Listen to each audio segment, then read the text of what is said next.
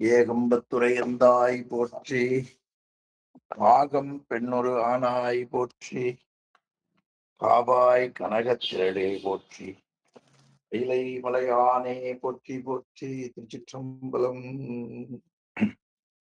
ஓதுவமூர்த்தி ஐயா. ஐயா சிவாய நம்ம ஐயா. வகுப்பு தொடங்கி அருள் செய்ய சுவாமி. பூபால ராகத்து ஒரு பாட்டு கொடுங்க. சம்பலம் அந்தியும் நண்பகலும் அஞ்சு பதம் சொல்லி முந்தி ஏழும் பழைய வல்வினை மூடாமுன் சிந்தை பராமரியா தென் திரு ஆரூர்புக்கு எந்த பிரானாரை என்று கொள்கை இதுவதே எந்தை பிரானாரை என்று கொள் எய்துவதே.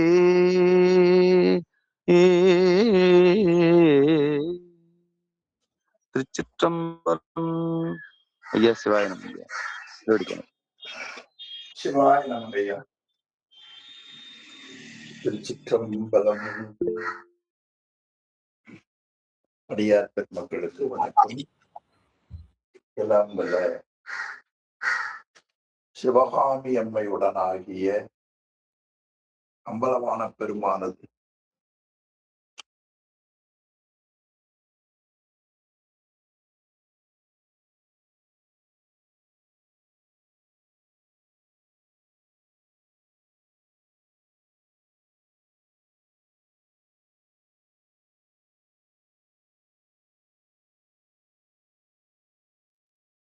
அடியார் பெருமக்கள் அனைவருக்கும் அடியனுடைய பணிவு கலந்த வணக்கம். எல்லாம் வல்ல சிவகாமி அம்மை உடனாகிய அம்பலமான பெருமானது திருவருட்பெருந்தருணையினாலும் அருவான் உண்மை நாயன்மார்களது குருவருணினாலும் பேரூர் மணிவாசகர் அருட்பணி மன்றம் நடத்துகின்ற சைவ பாட வகுப்பில இந்த இணைப்பில் இணைந்து சித்தாந்த நூல்கள் சிலவற்றை சிந்திக்கக்கூடிய மிகப்பெரிய சிவபுண்ணியத்தை எல்லாம் வல்ல பரம்பொருள் நமக்கு கருணையோடு அருள் செய்திருக்கிறது. அருள் செய்த திருவருளையும் குருவருளையும் போற்றி கேட்டு சிவபுண்ணியம் பெறுகிற தொடர்களின் திருவடிகளையும் சிறமேல் கொண்டு மனம் மொழி மெய்களாலே வணங்கி வருகிறேன். நண்பர்களே, நாம் படிக்கின்ற நூல்களின் உரையாசிரியரும் சைவ பாட வகுப்பினுடைய நெறியாளருமான முதுபெரும் புலவர் முனைவர் சென்னியப்பனாரையா அவர்களின் திருவடிகளையும் நூலாசிரியர் மணவாசகங்கடந்தார் அவர்கள் திருவடிகளையும் சிறமேல் கொண்டு மனமொழி மெய்களாலே நாம் அனைவரும் வணங்கி மகிழ்வோம். நண்பர்களே, மணவாசகங்கடந்தார் அருளி செய்த உண்மை விளக்கம் ஆகிய அந்த நூலில் ஆசிரியரிடத்திலே மாணவர் வினா தொடுப்பதைப் போல அந்த நூல் அமைய பெற்றிருக்கிறது. அதிலே 6 தத்துவம் ஏது என்ற பகுதியில 6 தத்துவம் ஆன்ம தத்துவம் 24, வித்யா தத்துவம் 7, சிவதத்துவம் 5 ஆக ஆன்ம தத்துவம் 24. அதில் ஆன்ம தத்துவம் 24 பூதங்களை பற்றி 4வது பாடல் முதல் 9வது பாடல் வரை ரொம்ப விளக்கமா ஒரு 6 பாட்டில ஆசிரியர் விரிவாக காட்டினார். 5 பூதங்களினுடைய வடிவம், பூதங்கள் எவை, அதன் வடிவம், அந்த பூதங்களுக்கு இருக்கக்கூடிய நிறங்கள், பூதங்களை இயக்குகிற வித்தி எழுத்துக்கள் பூதங்களுக்கு இருக்கக்கூடிய அடையாளம், பூதங்களினுடைய அதிதெய்வம், அதிதெய்வத்தின் தொழில், பூதங்களின் குணம், பூதங்களின் செயல், இவைகள் பூதங்களின் தன்மை, இதையெல்லாம் விரிவாக காட்டினார். அதன் பிறகு கள்ளப்புலன் புலன்களை பற்றி காட்டினார். சுவை, ஒளி, ஊறு, ஓசை, நாற்றம், அறிகருவிகளை கூறினார். தோறு, காது, கண்ணு, நாக்கு, மூக்கு, தொழிற்கருவிகள் நமக்கு கூறினார். ஆக தொழிற்கருவிகளை பற்றி நாம் சிந்திக்க வேண்டும். அது 14வது பாடல்ல கண்ணுதல் நூல் ஓதியிடும் கண்மேந்திரியங்கள் என்னும் வசனாதிக்கு இடமாக நன்னியிடும் வாக்கு, பாதம், பாணி, மண்ணு, குதம் உபத்தமாக கருதும் நாளும் அது. இந்த நூலில சிவபெருமானுக்கு கண்ணுதல் கடவுள் என்று பெயர். சங்க இலக்கியங்கள்ல நுதல் விழி நாட்டத்து இமையோன் கோவில் என்று சிவபெருமானை 3வது கண் உடைய குறிப்பை காட்டுகிறார். நுதல் விழி, நுதல் என்பது 2 கண்ணுக்கு நடுவில் இருக்கிற நுதல், அங்கே விழி இருப்பது நுதல் விழி. அதேதான் கண் 2 பக்கம் முன்னால நுதல், நுதல் கண் என்று அதற்கு பெயர். சிவபெருமானுக்கு இருக்கக்கூடிய பல்வேறு பெயர்கள் ஒன்று நுதல் கண் பெருமான். அதை அந்த பெருமானுடைய கருணையை பற்றி கூறக்கூடிய ஞான நூல்கள் கண்ணுதல் நூல் ஓதியிடும். ஆக இறைவனுடைய கருணை, அவன் செய்த அருளிப்பாட்டை பற்றி சொல்லக்கூடிய நூல்கள்ல சொல்லப்படுபவைகள் கர்மேந்திரியங்களை பற்றி சொல்லுகின்றன. நம்முடைய நூல்கள் எவ்வளவு உயர்ந்த தரம் உடையது என்பதை நினைவில் காட்டுவதற்காக முன்னால இருந்தே ஆசிரியர் கொண்டு வருகிறார். முதல்ல சொல்லுகிற பொழுதே 3வது பாடலில வள்ளல் அருளால் அன்று வாய் மலர்ந்த தெல்லிய சீர் ஆகமங்கள். இந்த ஆகமங்கள்ன்றது என்னங்கிறீங்க? சிவபெருமானுடைய கருணையினாலே உலக மக்களுக்கு நெறிகாட்ட அவன் அருளி செய்ததுன்னார். அதே செய்தியை மறுபடியும் நம்ம படிக்கிற பொழுது ஞாபகம் மறக்காம இருப்பதற்காக கண்ணுதல் நூல் ஓதியிடும். ஏன் இங்க கண்ணுதல் நூல் ஓதியிடும் சொல்ல வேண்டும்? நாம் சொல்லுகிற பகுதி எல்லாம் இறைவனாலும் இறைவனுடைய அருளை பெற்றவர்களும் சொல்லுகிற நூல். இப்ப நம்முடைய திருமுறைகள் மிக உயர்ந்தவைகள். அந்த திருமுறைகள் இறைவனே உள்ளிட்டு உணர்த்தியது. வேதங்களும் ஆகமங்களும் அது போல திருமுறைகளை உள்ளே இருந்து உணர்த்தியது என்பதை ஞானசம்பந்தரே சொல்லி காட்டுகிறார். இது என்னுடைய உரை அல்ல, இறைவனுடைய உரை. எனது உரை தனதுரையாக பாடுகிறார். எனது உரை அல்ல, இது இறைவனுடைய உரை. அதுபோல கண்ணுதல் நூல் ஓதியிடும் கண்மேந்திரியங்கள். கண்மம் என்ற சொல்லுக்கு தொழில் என்று பொருள்.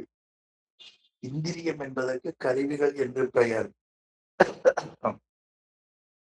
அந்த தொழிற்கருவிகள் முறையாக நாம் அந்த நூல்ல என்ன சொல்லப்படுகிறது?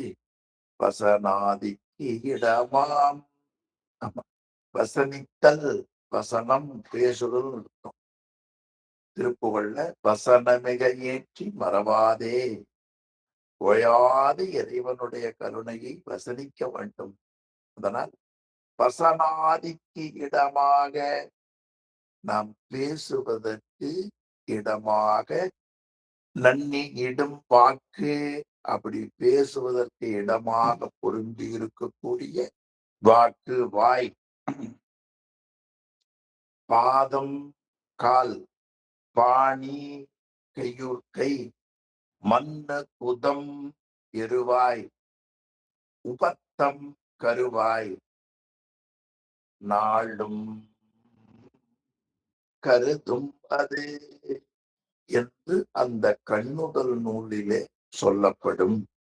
நமக்கு இந்த பாடல் அறிந்து கொள்ள வேண்டிய செய்தி, ஒளிக்கருவிகளை பற்றி ஆகமங்கள்ல சொல்லப்படுபவைகள் எவை என்றால் அது 5 தொழிற்கருவிகள். அவை பேசுவதற்கு இடமாக உள்ள வாய் முதலாக வாய், கால், கை, எருவாய், கருவாய் என்று அந்த ஞான நூல் சொல்லும். இப்ப தொழிற்கருவிகள் மொத்தம் 5. ஒன்று பேசுகிற வாய், பிறகு கால், கை, எருவாய், கருவாய் என்று அழகா காட்டினார். இனி அந்த கருவிகள் எப்படி செயல்படும் என்பதை 15வது பாடல்ல காட்டுகிறார். தொழிற்கருவிகள் செயல்பாடு. வாக்கு ஆகாயம் இடமா வந்து வசனிக்கும், போக்காரும் காற்று இடமா புல்கி அனல் ஏற்கும், இடும் கை, குதம் நீர் இடமா மலாதி விடும், பார் இடம் உபத்தம் என்று செயல்படுகிற முறையை காட்டுகிறார் ஆசிரியர். வாக்கு ஆகாயம் இடமா வந்து வசனிக்கும். இந்த சொல்லு இருக்கிறது, அது பூதங்களில ஒன்றாக சொல்லப்படுகிற ஆகாயம். ஆகாயத்தை இடமாக வந்து வாயாக உறுப்பின் வழியாக சப்தம் வரும், ஒலிக்கும், சப்தம் வரும். இனி கால் போக்காரும் காற்றிடமா. கால், நம்முடைய கால் என்பது காற்று. கால் போக்காரும் காற்று இடமா. இங்க வருகிற கால் நம்முடைய காலை குறிப்பது. ஏன்னா அடுத்ததுல காற்றுன்னு வந்துருச்சு. இதுவரை படித்ததுல கால் என்ற சொல் காற்றை குறிக்கும்னு படித்தோம். இப்ப கால் என்பது நம்முடைய கால். கால் போக்காரும். இந்த கால் என்ன செய்யும்? போகும், வரும். எந்த பூதத்தை இடமாக கொண்டு? காற்றிடமா. இப்ப காற்றின் இடமாக வந்து அந்த கால் வழியாக போக்கும் வரவும் செய்யும். புல்கி அனல் ஏற்கும், இடும் கை. அனல் நெருப்பை இடமாக கொண்டு கை இடும், ஏற்கும். இந்த கை என்ன செய்யும்? கொடுக்கும், வாங்கும். என்ன அழகா சொன்னார் பாருங்க. புல்கி அனல் ஏற்கும், இடும் கை. ஆமா, அது வாங்கும், கொடுக்கும். பூவை வாங்கும், பூவை பறிக்கும், சுவாமி கொண்டு போய் போடும். அப்ப இடுதலையும் ஏற்றலையும் செய்வது கை. குதம் நீர் இடமா மலாதி விடும். இந்த எருவாய் இருக்கிறதே, அது நீர் என்ற பூதத்தை இடமாக கொண்டு கழிவுப் பொருட்களை வெளியேற்றும். குதம் நீர் இடமா மலாதி விடும், பார் விடம் உபத்தம் பிந்து. பார் என்பது நிலம். நிலத்தை இடமாக கொண்டு உபத்தம் பிந்து. ஆக அந்த கருவாய் நிலத்தை இடமாக கொண்டு விந்துவை வெளிப்படுத்தும். விந்து என்பது சுக்கிலம் சுரோனிதம் என்று சொல்லப்படுவது அதை வெளிப்படுத்தும். தொழிற்கருவிகள் 5 செயல்படுபவை. அது எப்படி செயல்படும்னா, தொழிற்கருவிகள் வாய், கை, காலு. பாடல் படி சொன்னா வாய், காலு, கை, எருவாய், கருவாய். ஆகாயம் என்ற பூதத்தை இடமாக கொண்டு வாய் வழியா சத்தம் ஒலிக்கும் செய்யும். அடுத்து காற்றை இடமாக கொண்டு கால் போகும் வரும், கால் நடக்கும். அடுத்து நெருப்பை இடமாக கொண்டு கை இடுதலையும் ஏற்றலையும் செய்யும். எருவாய் நீரை இடமாக கொண்டு கழிவுப் பொருட்களை போக்கும். கருவாய் நிலத்தை இடமாக கொண்டு விந்துவை வெளிப்படுத்தும். இதுவரை நமக்கு 36 தத்துவங்கள்ல 5 பூதம், அதன் பிறகு அதனுடைய தன்மாத்திரைகள், அறிகருவிகள் 5, தொழிற்கருவிகள் 5, 20 கருவிகளை பற்றி கூறினார். இனி ஆன்ம தத்துவ 24 எஞ்சி இருப்பது அந்த கரணங்கள் 4. அந்த கரணம் என்பதற்கு உட்கருவி என்று பெயர். உட்கருவி உள்ளே இருக்கக்கூடிய கருவி. நம்ம உடம்புக்கு வெளியே இருக்கிற கருவி அறிகருவி, தொழிற்கருவி. உடம்புக்குள்ளே இருக்கிற கருவி அந்த கரணம். அது அந்தர் என்பது உள்ளே என்று பொருள். அது நிறைய இடங்கள்ல நமக்கு திருமுறைகள்ல அந்தர் என்ற சொல் வருகிறது. அந்த முறையில இங்க அந்த கரணம், கரணம்னா உறுப்பு, அந்தர்னா உட்கருவி. அந்த உட்கருவிகள் இந்த பாடல்ல காட்டுகிறார். அந்த கரணம் அடைவே உரைக்க கேள். அந்த மனம் புத்தியுடன் ஆங்காரம் சிந்தை.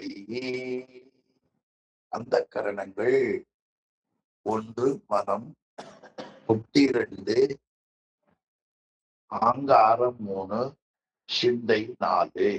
அந்த கரணங்கள் மொத்தம் 4. ஒன்று மனம், இன்னொன்று புத்தி, இன்னொன்று ஆங்காரம், இன்னொன்று சிந்தை. அந்த கரணம் மொத்தம் 4 என்பதை தெளிவுபட காட்டுகிறார். அந்த கரணத்தை பற்றி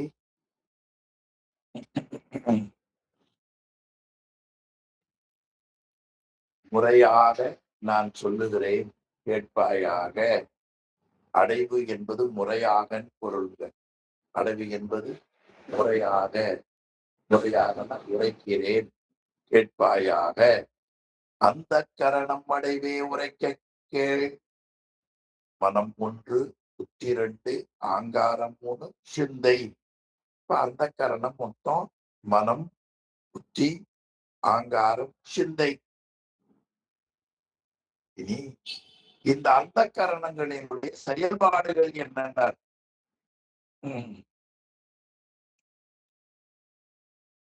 அந்த கரனுடைய செயல்பாடுகள் 1 பற்றியது, அடுத்து நிச்சயிக்கும், அடுத்து பல்கால் எழுந்து இருந்து அங்கு உற்றது சிந்திக்கும் உணர்.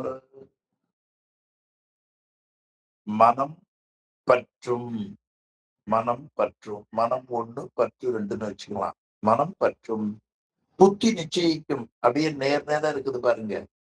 மனம் நேர் முதல்ல பற்றும், புத்தி நிச்சயிக்கும், ஆங்காரம் பல்கால் எழுந்திருக்கும். புத்தி ஒரு பொருளை பற்றி, மனம் பற்றிய பொருளை அது உறுதிப்படுத்தும், நிச்சயத்தால் உறுதிப்படுத்தும். ஆங்காரம் பலகால் எழுந்திருக்கும். அப்படி புத்தி உறுதிப்படுத்தியதை அகங்காரம் பல முறை ஊக்கம் கொண்டு எழும். சிந்தை உற்று அது சிந்திக்கும், சித்தம் உற்றதனை சிந்திக்கும் என்று அந்த கரணமும் அதற்றின் செயல்பாட்டையும் காட்டினார். அந்த கரணம் மொத்த 4. பாடல் படி மனம், புத்தி, ஆங்காரம், சிந்தை, மனம் பற்றும். புத்தி மனம் பற்றிய பொருளை உறுதிப்படுத்தும். இதுதானா அதுதானா என்றெல்லாம் உறுதிப்படுத்தும். ஆங்காரம் அது பல முறை ஊக்கம் கொண்டு எழும் எழும் உற்றது சிந்திக்கும். அந்த மனம் பற்றியதை புத்தி நிச்சயத்ததை அங்காரம் எழுவதை அது சிந்திக்கும். இது அந்த கரணங்களினுடைய செயல்முறை பாடலுக்காக மாறியுள்ளது. அதுக்கு சிவஞான மொழியரோட கட்டினார். சித்தமாய் சிந்தித்து மனமாய் பந்தித்து ஆங்காரமாய் தெளியாதும் புத்தியாய் ஆய்ந்து வெவ்வேறு துணிந்து என்று. மனம், புத்தி, சித்தம், ஆங்காரம் இது அந்த கரணம். இப்ப ஆன்ம தத்துவங்கள் 24 நாம படித்தோம். அது பூதம் 5, அதனுடைய தன்மாத்திரைகள் 5, அறிகருவிகள் 5, தொழிற்கருவிகள் 5, அந்த கரணம் 4. அதை இந்த பாடல்ல முதல் வரியில கூடுகிறார். ஓதி இடும் நாளாரும் உற்று ஆன்ம தத்துவம் என்று ஆதி அருள்நூல் அறையும் காண். இதரவே வித்தியா தத்துவங்கள் தம்மை விளம்ப கேள். உத்தமனே நன்றா உனக்கு. உத்தமனே, மாணாக்கனை பார்த்து ஆசிரியர் விழிக்கிற அருமையான வெளிச்சம். உத்தமனே, முதல்ல 3வது பாடல்ல ஆனந்த யோகம் நிகழ்ப்புதல்வாய் என்று காட்டினார். அதன் பிறகு 6வது பாடல்ல ஒன் புதல்வானார். 17வது பாடல்ல உத்தமனே. உத்தமன் என்கிறது ரொம்ப உயர்ந்த சொல், சிவபெருமானுக்குரிய சொல். சுந்தரமூர்த்தி சுவாமிகள் 7ஆம் திருமுறையில 100வது பாடல்ல உத்தமனே உத்தமனே உத்தமனே என்று 11 முறை அதுல கூறுவதை நாம் அறிவோம். உத்தமன் திருவாசகத்தில் நிறைய இடங்கள் உத்தமன் வருகிறது, திருமுறைகள்ல கூறப்படுகிறது. அது திருமால் பெயருக்கு உத்தமன். ஓங்கி உலகளந்த உத்தமன் என்று வைணவத்திலே சொல்லுவார். அது ஒரு உபச்சாரமா சொல்லுவது. உண்மையில உத்தமன் இறைவன். அந்த இறைவனை பற்றி அறிந்து கொள்ளக்கூடிய நிலைப்பாடுகள் வருபவர்கள் எல்லாம் உத்தமர்கள். அதனால் நாம் உத்தமன் ஆக வேண்டும் என்பதற்காக மனவாசம் நடந்தார். உத்தமனே என்று விடுகிறார். உத்தமனே, நல்ல மாணாக்கனை ஊதியிடும் நாளாரும் உற்று ஆன்ம தத்துவம். இதுவரை 4வது பாடல்ல இருந்து 16வது பாடல் வரை 24 தத்துவங்களையும் ஆன்ம தத்துவம் என்று ஆதி அருள் நூல் அறையும். இந்த தத்துவங்களை பற்றி சொல்லக்கூடிய நூல்கள் விளக்கமாக சொல்லும். அதற்கு ஆதி அருள் நூல் பெயர். அருள் திருவருள். திருவருள் வழியாக வெளிப்பட்ட தோன்றிய நூல்கள் நமக்கு அறையும் கான் அறையும் சொல்லுதல். தீதரவே வித்தியா தத்துவங்கள் தம்மை விளம்ப கேள். தீதரவேங்கிற சொல் ரொம்ப நல்லா சொல்லுங்க. நம்முடைய உயிருக்கு மயக்க அறிவு இருக்கிறது. அந்த மயக்க அறிவை நீக்குவதற்காக இறைவன் முதல்ல கொடுத்து வித்தியா தத்துவம். அந்த வித்தியா தத்துவங்களை பற்றி உனக்கு நான் கூறுகிறேன். அந்த வித்தியா தத்துவங்களால் உனக்கு நன்மை என்ன? மயக்கம் உன்னை விட்டு நீங்கும், நீக்குவதற்கு உதவியாக இருப்பது. அந்த கண்ணாடி, இந்த கண்ணாடியில மங்களா தெரிகிறது, பாடல் மங்களா தெரிகிறது.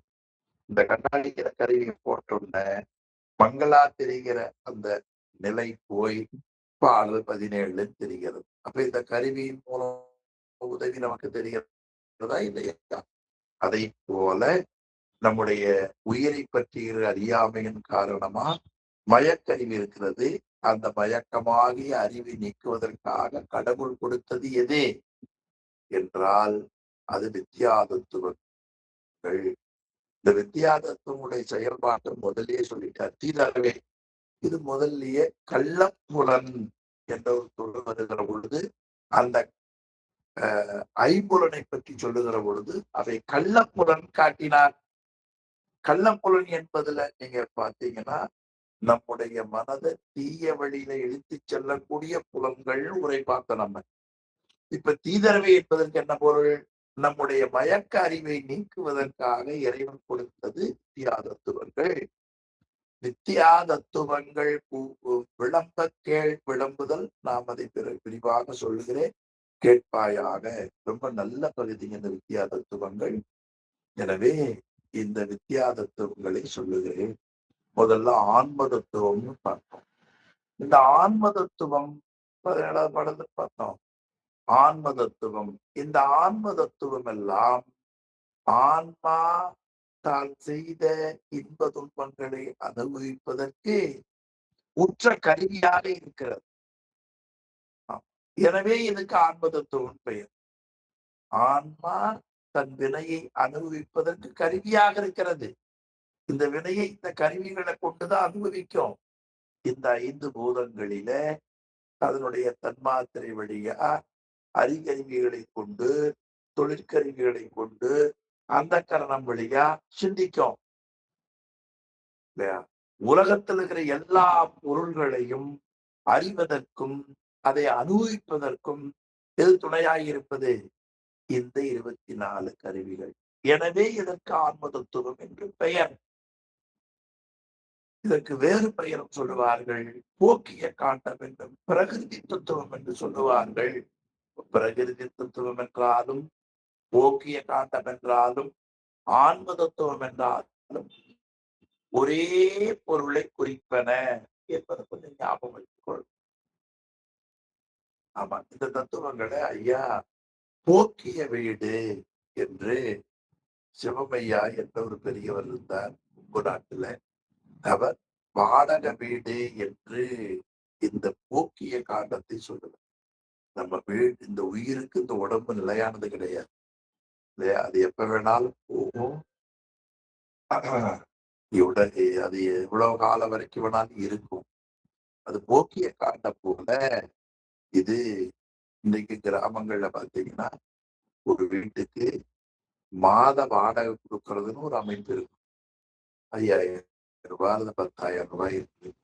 அதற்கு பதிலா ஒரு 5 லட்சமோ 10 லட்சமோ பணத்தை கொடுத்துட்டு அதுக்கு வாடகை கொடுக்காம அந்த பணத்துக்கு வட்டி என்ற முறையில போக்கிய வீடுனே பெயர். அது கிராமங்கள்ல சொல்லப்படும். நகர்ப்புறங்களிலேயே அந்த மாதிரி இருக்கிறது இல்லையா? அந்த பகுதி போல இந்த உயிர் இந்த உடம்புல தங்கி இருந்து இந்த கருவி கரணங்களை கொண்டு இன்ப துன்பங்களை அறிவதற்காக கடவுள் அமைத்து இருக்கிறார் என்பது ரொம்ப நல்ல பகுதிங்க. இந்த 24 தத்துவங்களை மட்டும் சுவாமி பிடிக்காம இருந்த இன்ப துன்பங்களை அனுபவிப்பதற்கு எதுவுமே இருக்காது. எனவே ஆன்மா அனுபவத்திற்கு உற்ற கருவியாக இருப்பது இந்த 24 தத்துவங்கள். அதனால் இதற்கு ஆன்ம தத்துவம் என்று பெயர். இனி அடுத்த பகுதி இந்த வித்யா தத்துவங்களை பற்றி நான் சொல்லுகிறேன், கவனமாக கேட்பாயினால். அந்த வித்யா தத்துவங்கள் எவை என்பதை 18வது பாடல்ல காட்டுகிறார். காலம் நியதி கருதும் கலை வித்தை ஏல அராகம் உருடனே மாயை மால் அறை ஏழ் சொன்னோம் அடைவாக சொன்ன இவை தம் உண்மை உண்ணி உரைக்கும் நாம் உற்று. ரொம்ப எளிமையான பாட்டுக்கு. வித்தியாதத்தவங்கள் மொத்தம் 7. அவையாவன: காலம் 1, நியதி 2, கருதம் கலை 3, வித்தை 4, ஏல அராகம் 5, புருடன் 6, மாயை 7. மொத்தம் மால் அறை ஏன் சொன்னோம்? நம்முடைய மயக்கம் தீரும் பொருட்டு முறையாக 7 தத்துவங்களை பற்றி உனக்கு கூறினோம். அது எப்படி சொன்னோம்? அடைவாக சொன்னோம். அடைவு என்பது முறையாக சொன்னோம். முதலே அடைவாக சொல் பார்த்தோம்.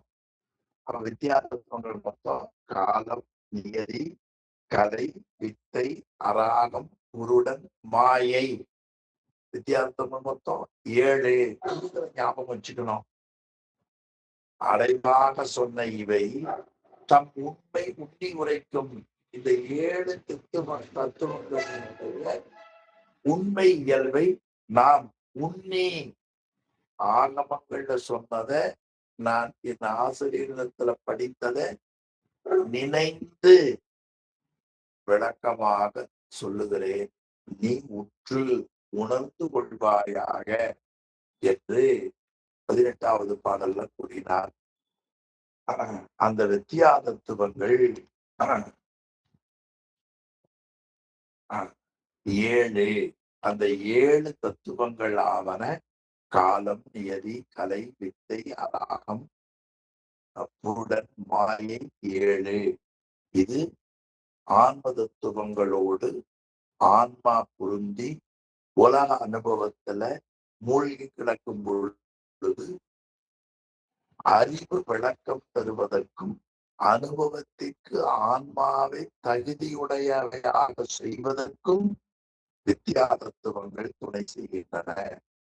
இனி வித்தியாதத்துவங்களுடைய செயல்பாடு, இந்த வித்தியாதத்துவத்தினால நமக்கு என்ன பயன்கள் நாம கட்டாயம் தெரிந்து கொள்ளணும். உரையாசிரியர் அருமையா காட்டி இருக்கிறார். 18வது பக்கம் பாருங்க. ஆன்ம தத்துவங்களோடு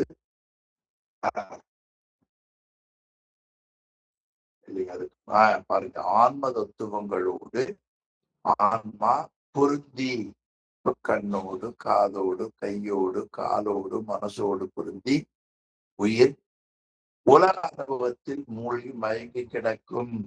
எது சரி, எது தப்பு, எது முறை, எது கைவிட வேண்டும், எது கடைபிடிக்க வேண்டும் என்று அறிவு மயங்கி கிடைக்கும். அப்பொழுது அறிவு விளக்கம் தந்து நாம் இன்ப துன்பங்களை அனுபவிக்கும் பொருட்டு அனுபவத்திற்கு தகுதியுடையவனாக செய்வது வித்தியாதத்துவம். எவ்வளவு பெரிய வேலையை செய்து பாருங்க இந்த 7 இல்லையா? நம்ம பொதுவா வைட்டமின் டி குறைஞ்சிருது, சி குறைஞ்சிருது, ஏ குறைஞ்சிருது, அல்லது இந்த அணுக்கள் குறையுதுன்னு இதை கண்டுபிடிக்கிறோமே, இதெல்லாம் உடம்புக்கு. ஆனா உயிருக்குள்ள இருக்கிற அந்த மயக்க அறிவை நீக்கிறதுக்கு இதுவரை எங்கேயும் ஒரு இன்ஜெக்ஷனோ, ஒரு டேப்லெட்டோ அல்லது ஒரு டானிக்கோ எங்கேயும். அது எது என்றால் இது நூல்களை பிடித்து புரிந்து கொள்வதுதான். அது உடனடியா ஏதேனும் குறைஞ்சு விட்டா அதுக்கு உரிய மாத்திரை சாப்பிடலாம். அது மாதிரி இதுல மயக்கம் வந்து விட்டால் உடனே அதுக்கு சொல்ல வேண்டிய பதிகங்கள் திருமுறைகள் தான். திருமுறைகளை ஓதுகிற பொழுது நமக்கு அந்த தெளிவு கிடைக்கும். கூறும் நாவே முதலாக கூறும் கரணம் எல்லாமே தேரும் வகை நீ திகைக்கும், தேரும் வகை நீ திகைக்கும் நீ, தீமை நன்மை முழுதும் நீ. இதை நாம உணரணும். தீமை நன்மை முழுதும் நீ என்றால் தீமை நன்மை இறைவன் கிடையாது. தீமை நன்மை நாம் செய்தது எங்களுக்கு உணர்த்தி அதை அனுபவித்து கழிக்க செய்து நாம் பேரிப்பை பெறுவதற்கு வழி செய்கிற பேரும் உபகாரிணி. தீமை நன்மை முழுதும் நீ, வேறோர் பரிசு இங்கு ஒன்றில்லை. மெய்மை உன்னை விரித்துரைக்கு தேரும் பகையில் சிவலோகா என்று திருவாசகம் கூறுகிற சொல் நாம் எண்ணி பார்க்கிறோம். எனவே அறிவு விளக்கம் தந்து அனுபவத்திற்கு தகுதி உடையவாக செய்வது வித்தியாசம். இவ்வளவு பெரிய வேலை பார்க்க. இந்த வித்தியாசத்துவங்கள் இல்லை என்று சொன்னால் அதுல ஆன்மா கருவிகளோடு உலகத்தில் மூழ்கி கிடக்கும். சரி, அந்த வித்தியாசத்துவங்கள் சொல்ல முடியாத நன்மையை செய்வன. அது எவ்வளவு இன்றியமையாமை, அது என்ன செய்யும் என்பதை சொல்லுகிற பொழுது எச்சரிக்கையா பாடினார். நாம் நினைந்து உனக்கு சொல்லுகிறேன். நினைந்து என்றால் என்ன? நான் பாடம் கேட்ட அல்லது ஆகம நூல்கள்ல சொல்லப்பட்டதை நினைந்து உனக்கு சொல்லுகிறேன். அதனுடைய உண்மை இயல்பு என்ன தெரியுமா? 19வது பாடல் வாங்க. ரொம்ப நல்ல பாட்டு. எல்லை பலம் புதுமை எப்போதும் நிச்சயத்தல் அல்லல் தரும் கிரியை ஆன்மாவுக்கு ஒல்லை அறிவு ஆசை ஐம்புலனும் ஆரவரும் காலம் புரியா மயக்கும் என்று கொள். இதுல ஆன்மாவுக்குன்னு ஒரு சொல் நடுவா இருக்குது பாருங்க. அந்த சொல்ல முன்னால கொண்டு வந்து போட்டுக்க. ஆன்மாக்களுக்கு கால தத்துவம், வித்யா தத்துவம்ல முதல் இருப்பது எது? காலம். அந்த கால தத்துவம் எதை செய்யும்? எல்லை பலம் புதுமை. கால தத்துவம் 3 செயல்பாடுகளை கொடுக்கும். ஒன்று எல்லை, இறந்த காலத்தினுடைய எல்லை. உங்களுக்கு வயதை விடவே 22ங்க. இதை இறந்த காலம். நீங்க முதல்ல எங்க உங்க பிறந்த இடம் எங்க? நான் லண்டன்ல பிறந்தேன். இதெல்லாம் இறந்த காலம்.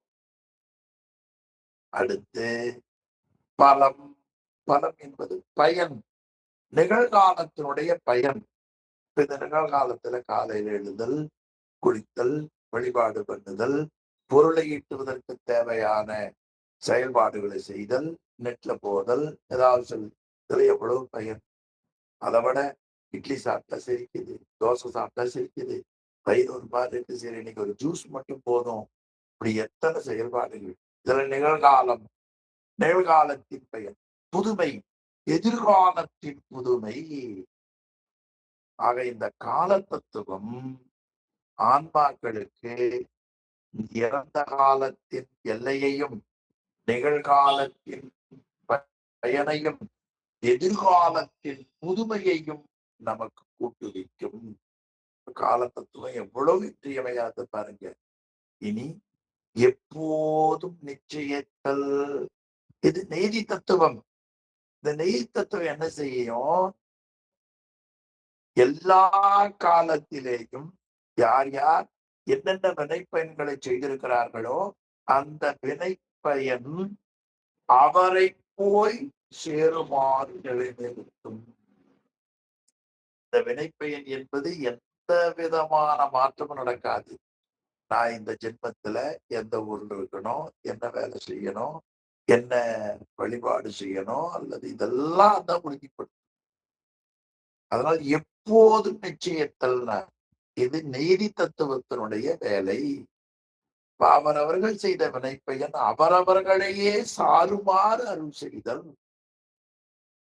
அது வினைப்பயனை நமக்கு கூட்டுதல், நிச்சயத்தல், உறுதிப்படுத்துதல். இனி காலமாச்சு, நியதியாச்சு. அடுத்து கலை என்கிற தத்துவம். கலை என்கிற தத்துவம் உள்ளது. அது அல்லல் தரும் கிரியை. இந்த கலை தத்துவம் என்ன செய்யும்?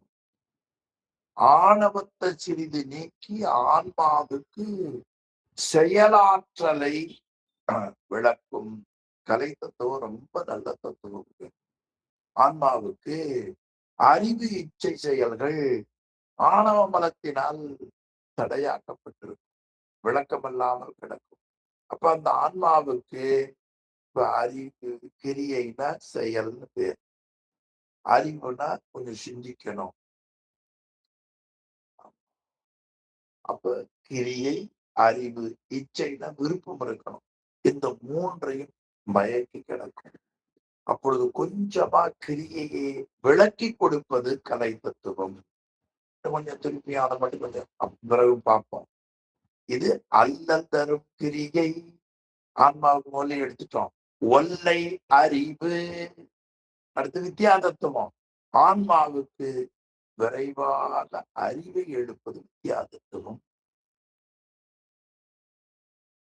ஆசை, அது அராக தத்துவம். நமக்கு கிடைத்ததை காட்டிலும் கிடைக்காதவற்றில் மிகப்பெரிய இச்சை உண்டாக்குது. உலகை எல்லாம் ஒரு வண்டி வச்சிருப்போம், திருப்பி ஒரு உயர் வண்டி வாங்குவோம்னு நினைப்போம், அதற்கு மேல ஒரு வண்டி வாங்குவோம்னு நினைப்போம், அப்புறம் ஒரு கார் வாங்குவோம், அப்புறம் வசதிகள் கூடிய கார் கேட்போம். இப்படி இருக்கிறத காட்டிலும் இல்லாத மேல ஆசையை பெருக்குவது. ஆசை ஐம்புலனும் ஆரவரும் காலம். இப்படி இந்த 5ஓடு எது? காலம், நியதி, கலை, வித்தை, அராகம். காலம் என்ன செய்யும்? எல்லை, பலம், புதுமை.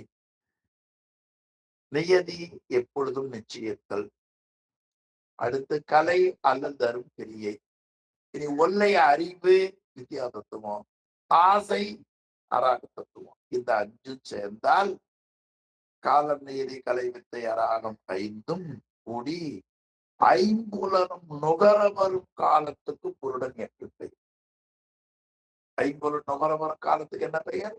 புருடன் என்று பெயர். 5புலனும் ஆற வரும் காலம். இந்த 5ம் சேர்ந்து ஆன்மா அனுபவிக்கிற பொழுது ஆன்மாவுக்கு புருடன் என்று பெயர். புருடன் என்பது ஒரு தத்துவம் அல்ல, 5 பொருட்களோடு கூடி 5புலனின் நுகரப்பெறுகிற காலத்தில் ஆன்மாவுக்கு புருடன் என்று பெயர். நீ குறியா மயக்கும் என்று கொள். அடுத்து மாயை. அது கால, நீதி, கலை, வித்தை, அராக, பொருடன் மாயை பிடிச்சுமா? அந்த மாயை நிலையில்லாத பொருள்களை நிலையென கருதி மயக்கத்தை செய்யும். குறியா மயக்கும். குறி என்பது அடையாளம் வச்சுங்க. நிலையில்லாத பொருள்களை நிலையென நினைக்க செய்து நமக்கு மயக்கத்தை கொடுக்கும். இப்ப மயக்கம் வந்தாலே தெரிஞ்சுக்கணும், மாயை என்று கொள். கொள்னா அறிந்து கொள்வாயாக. ரொம்ப நல்ல பகுதிங்க. வித்தியாசத்தை கொஞ்சம் நல்லா நாம மனசுல வாங்கிக்கிறது சிறப்பு. கீழே பார்த்தீங்கன்னா கால தத்துவம் எப்படி செயல்படும் என்பதை பற்றி அருமையா காட்டுகிறார் பாருங்க. கால தத்துவம் கணம், துடி, நாழிகை என பல்வேறு வகைப்பட்டு ஆன்மாக்களுக்கு வினை நுகர்ச்சியை வரையறை செய்வது. ஆமா, 1 மணி நேரம் வகுப்பு என்று நமக்கு ஏதோ போன பிறப்புல கொடுத்து வச்சிருக்கோம். அதனால அது இப்ப அனுபவத்துக்கு வருகிறது. இதுல இப்ப கலந்து கொண்டிருப்பவர்கள் சிலர் வரல, சிலர் வந்திருக்கிறார்கள். இப்ப வர வேண்டும் என்கிற நிலை அவர்களுக்கு இருந்தது. வருவதற்கு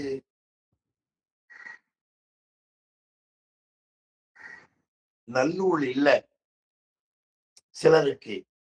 இப்படி இதுவரை அனுபவித்து கழித்த அளவு தற்போது அனுபவிக்க உள்ளது. இனிமேல் புதிதாக வர இருப்பது. அடாடா, என்ன அழகு பாருங்க. இனிமேல் புதிதாக வர இருப்பது. இதற்கு காரணமாக இருப்பது கால தத்துவம். இதுல நமக்கு நல்ல நேரம் கெட்ட நேரம்னே இல்லைங்க. கெட்ட நேரம் என்பது கெட்டதா அனுபவிக்கிறதுனால கெட்ட நேரம். நல்ல நேரம் என்பது நல்லா அனுபவிக்கிற நேரம். நீங்க நல்ல நேரத்திலையும் கெட்டதை சிந்திச்சா அது கெட்ட நேரம் தான். கெட்ட நேரத்துல நல்லது சிந்திச்சா அது நல்ல நேரம் தான். இல்லையா? இந்த விளக்கத்தை நாம தெளிவா உணர்ந்து கொள்ள வேண்டும். எனவே கால தத்துவம் அடுத்து பாருங்க, ரொம்ப முக்கியமான பகுதி. இதெல்லாம் நெய்தி தத்துவம். ஆன்மாக்கள் செய்த வினையின் பயன்கள் அந்தந்த ஆன்மாக்களே அனுபவித்திட வேண்டும் என்ற முறையை மன்னன் ஆணை போல நியமித்து நிறுத்துதல். சித்தாந்த செம்மல் சிவமையா சொல்லுவார், ஒருத்தர் 102 வயதாச்சு. அவங்கள போய் பார்க்க போறவங்க எல்லாம் 102 வயதாயிடுச்சு, ஒன்னும் தண்ணி எல்லாம் இறங்கல, சீக்கிரமா போயிட்டா பரவாயில்ல அப்படின்னு நினைச்சு சாமி கும்பிடுறாங்க. அது மறுபடியும் 5 வருஷம் கழிச்சு இறக்குது. சில பேர் கல்யாணம் பண்ணி 10 கோடி கல்யாணம் பண்ணி பொண்ணு மாப்பிள்ள 1 மாசத்துல எங்கேயோ கார்ல போனாங்க. அந்த கல்யாணம் பண்ற போது 100 ஆண்டு வாழணும் 100 ஆண்டு வாழணும் எல்லாரும் வாழ்த்தினார்கள். ஆனாலும் வினையின் காரணமா ஏதோ ஒரு விபத்துல மாப்பிள்ளை இறந்துறாரு இல்லையா? 100 ஆண்டு வாழணும்னு வாழ்த்துற மாப்பிள்ளை 3 மாசத்துல இறக்கிறதுக்கும் காரணம் என்ன? 100 வயதுக்கு மேல இவங்க போயிட்டா பரவாயில்லையே என்று வேண்டுகிற நிலையில அந்த 100 வயதுக்கு மேல வாழ்ந்த அந்த பெரியவர் வாழுவதற்கு காரணம் என்ன என்றால், 100 வயதுக்கு மேல வாழ்ந்தாலும் அந்த உடம்புல இருந்து வினையை அனுபவித்து கழிப்பதற்கு விடை தீரவில்லை. 1000 பேர் வாழ்த்தினால் அவர்களுக்கு வினை முடிந்து விட்டது, உடம்பு விட்டு போயிட்டார். இந்த 2ஐ செய்யறது எது? நெய்தித்தல். அதனால இறந்த காலத்தையும் நிகழ்காலத்தையும் வச்சுட்டு எதிர்காலத்தை பத்தி நம்ம சொல்ல முடியாது. ஆனா இறந்த காலத்துல நிகழ்காலத்துல ஒண்ணு தெரிகிறது, துன்பம் வராமல் இருக்க வேண்டும், இன்பம் கிடைக்க வேண்டும். அது எல்லாருக்கும் தெரியுது. இறந்த காலத்துல நான் ஒரு காலகட்டத்துல பட்ட கஷ்டம் இருக்குதே, இது இறந்த காலம். நிகழ்காலம் இப்ப கூட கொஞ்சம் ஒரே ஒரு சிக்கல் இருக்குது. நிகழ்காலம் என்ன தெரியும், இறந்த காலத்துல அந்த கஷ்டம் இனி வரக்கூடாது. நிகழ்காலத்துல என்ன, இனி அந்த துன்பம் நமக்கு இல்லாம என்ன செய்யணும்? ஒரே வழி, எதிர்காலம் நல்லா அமையும். ஃபைன் ஃபியூச்சர் எப்படி கிடைக்கும்னா, ஞான சம்பந்தர் வழி சொல்லுகிறார். நீ நாளும் நன்னெஞ்சே நினை கண்டாய், யார் அறிவார் வாழ்நாளும் சானாளும், சாய்காட்டு பெருமாற்கே பூநாளும் தலை சுமப்ப, புகழ் நாமம் செவி கேட்ப, நானாலும் நகிழ்ந்த பெறலாமி நல்வினையே. இந்த நல்வினை பெறுவதற்கு வழி எந்த செலவு ஒண்ணு இல்ல பாருங்க. பூனாலும் தலை சுமப்ப, தினமும் ஒரு பூ பிடிக்கலாம். புகழ் நாமம் செவி கேட்ப, இன்னைக்கு அழகா பண்ணார் ஓதுவோம். அந்தியும் நண்பகலும் 5 பதம் சொல்லி புகழ் நாமம் செவி கேட்ப, நானாலும் நகிழ்ந்த. முதல்ல பூப்பணி செய்யணும், பாட்டு கேட்கணும், நீயே படிக்கணும் இல்லையா? நமச்சிவாய வாழ்க, நாதத்தாள் வாழ்க, இமை பொழுதும் என் நெஞ்சில் நெங்காதான் தாழ் வாழ்க. இதெல்லாம் செய்தால் நல்வினை கிடைக்கும். நம்ம திருமுறைகளில துன்பம் பெறுவதற்கு காரணம், அதை நீக்கி நன்மை செய்வதற்கு வழிமுறைகளை சொல்லியிருக்கிறது. எனவே இது நியதி தத்துவம். மன்னன் ஆணையை போல செய்தல். இனி கலை தத்துவம் ரொம்ப நல்ல பகுதிங்க. கலை தத்துவம் ஆணவ மலத்தால் அறிவு இச்ச செயல் தடையாக்கப்பட்டு கிடக்கும். படிச்சவங்களுக்கும் வரும், படிக்காதவங்களுக்கு வரும். ஆணவ மலை எப்ப எந்த நேரத்துல என்ன வேலை செய்து சிவபெருமானப்பட்டது தெரியும். ஒரே வயிற்று வலிட்டு குறைக்க என்ன காரணம்னு தெரியல. டாக்டர் முதலா இருந்தா கொஞ்சம் சொல்லுவார். இப்ப பார்த்தா ஒரு ஸ்கேன், சிடி ஸ்கேன் எடுத்துப்பாங்க. அது கருவி போட்டா பார்த்து சொன்னாதான் உங்களுக்கு வயிற்றுல ஒரு 2 mm அளவு ஒரு 10 கல்லு இருக்குது, பயமாக்கல அப்படி இல்லையா? அது மாதிரி இப்போ உயிருக்கு எந்த நேரமும் இந்த விருப்பமோ அறிவோ செயல் இல்லாம ஆனந்தமா இருக்கு. அப்பொழுது கொஞ்சமா கிரியா சக்திய இயக்கி வினை பயனை அனுபவிக்க வேண்டிய அளவு சிறிது அப்படி செயல்படுச்சு. தூங்கிட்டு இருக்கீங்க, இப்படியும் உடனே இப்படியும் வருது. அதுக்கு சிவஞானவை உரையும் காட்டியிருக்கிறார். கால தத்துவமாவது மூலமலம், அது அரிய ஆணவ மலம். சூனியம் போல் நின்ற ஆன்மாக்களுக்கு போக நுகர்ச்சியின் பொருட்டு மலசக்தியில் சிறிதே நீக்கி, அது குமர குருபரர் கந்தர் கலிவெண்பாவில மிக அருமையா நமக்கு பல கோடி பிறவிகளை செய்து நாம் புண்ணியத்தால் தான் ஒரு சிறிது நல்லுணர்வு வரும் நமக்கு.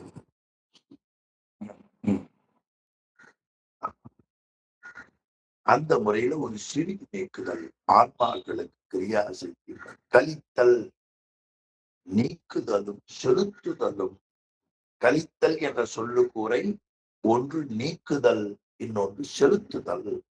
எதை நீக்குதல்?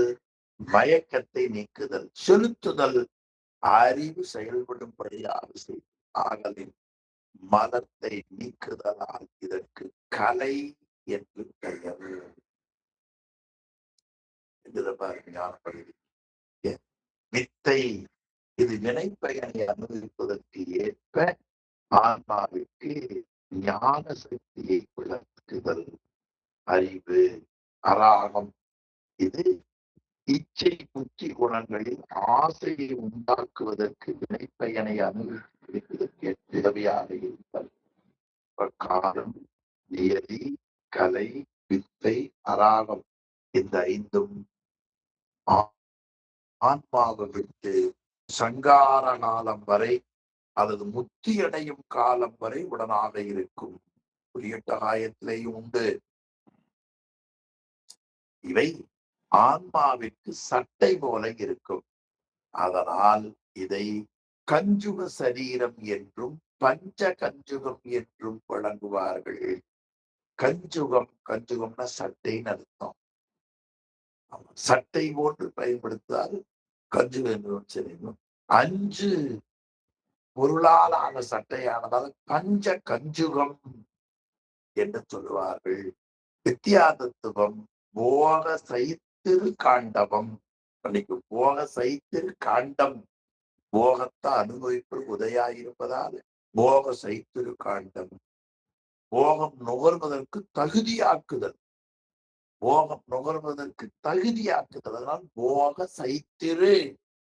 வடமொழியில போக சைத்திருக்கு தமிழ் என்ன பொருள்?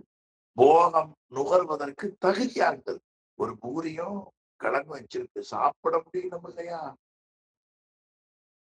அதுபோல சுத்தா இதற்கு அசுத்த தத்துவம், சுத்தா சுத்த தத்துவம் என்றும் வழங்குவது உண்டு.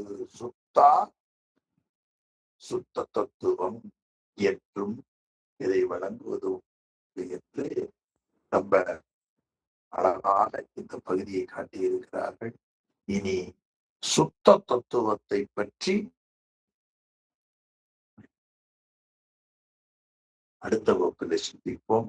இன்று தொழிற்கருவிகளை பற்றியும் தொழிற்கருவிகளினுடைய செயல்பாடுகளை பற்றியும் அந்த கரணங்கள் எவை என்பதும் அவை செயல்பாடுகளை பற்றியும் வித்தியாதத்துவங்கள் எவை என்பதும் அவைகளினுடைய உண்மை இயல்பையும் விளக்கமாக படிக்க எல்லாம் வல்ல பரம்பொருள் பேரருள் செய்தார்க்கு சொல்லி இந்த அளவில் இன்றைய வகுப்பை நிறைவு செய்வோம். சிவாய நம. திருச்சிற்றம்பலம். ஐயா ஓதுவப்படுத்தி ஐயா வகுப்பை நிறைவு செய்யறது ஐயா. சிவாய நமங்க. சம்பதம். வாழ்க வானவரானினம் வீழ்க தன் பூனல் வேந்தனும் ஓங்குக ஆழ்க தீயதெல்லாம் அறநாமமே சூழ்க வையகமும் உயர் தீர்கவே.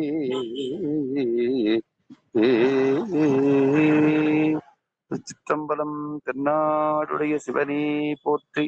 எந்நாட்டவர்க்கும் இறைவா போற்றி. ஏகம்பத்து உரையந்தாய் போற்றி. பாகம் பெண்ணுருகானாய் போற்றி.